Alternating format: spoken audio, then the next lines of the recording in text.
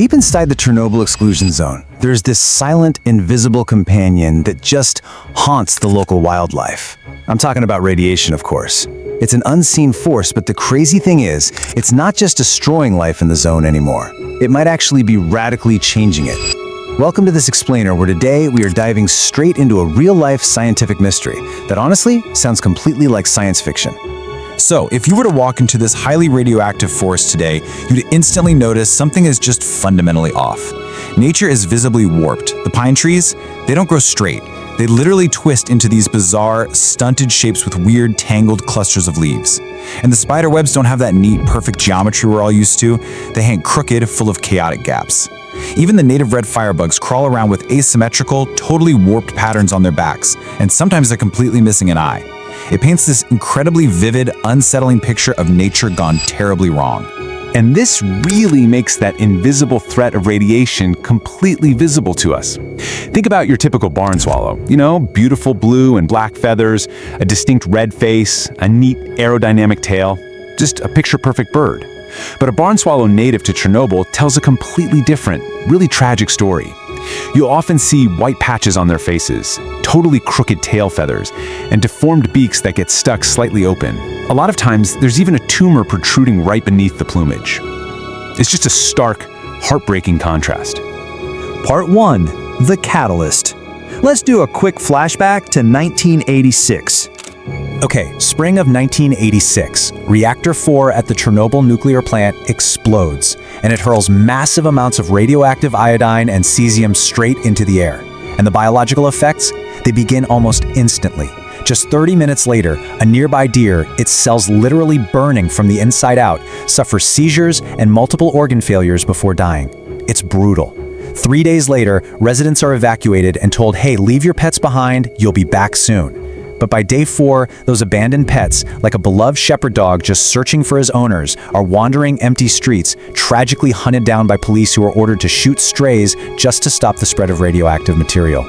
Now, some animals actually did manage to flee into the forest and survive that initial blast. But as you can imagine, survival came at a steep cost.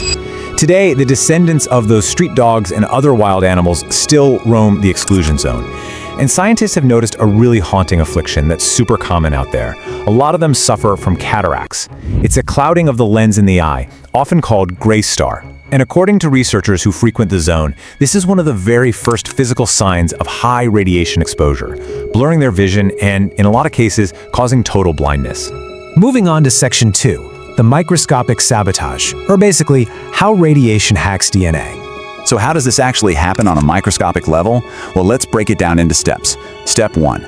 Unstable atoms from the nuclear fallout, stuff like uranium and cesium, decay and release highly energetic radiation. Step 2. This radiation enters a living cell and literally splits water molecules apart, creating these chaotic little particles called free radicals. Step 3 is where the real damage happens. These free radicals act like tiny wrecking balls, ripping through and breaking the DNA base pairs. Now, normally the body tries to fix this, right?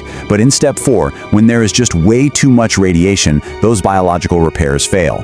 Base pairs get swapped, deleted, or just broken completely.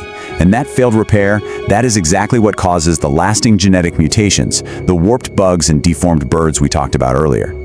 Which brings us to Section 3, adaptation or merely surviving. Think about a normal tree frog for a second. They use that bright, vibrant green coloring to camouflage perfectly in the leaves. But in the exclusion zone, some of these tree frogs have turned pitch black. And the reason why is absolutely fascinating. It's because of melanin.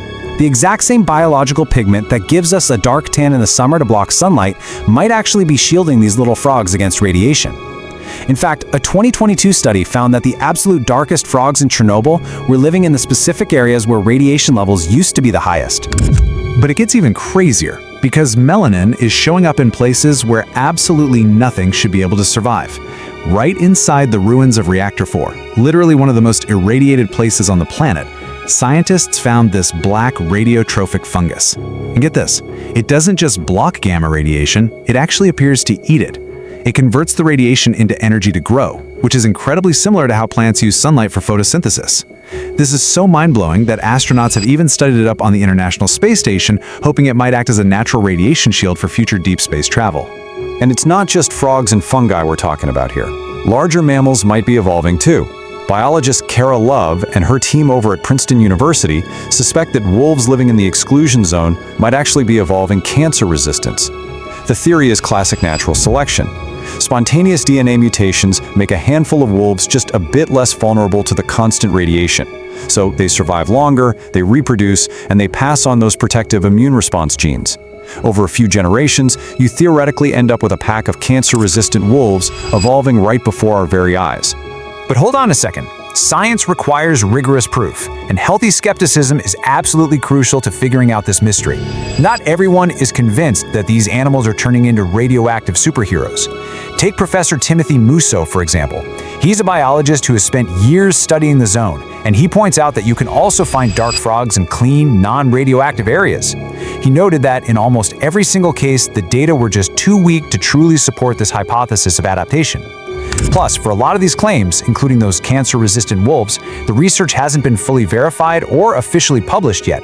Yet, even the skeptics like Musso have found some undeniable evidence that evolution is happening.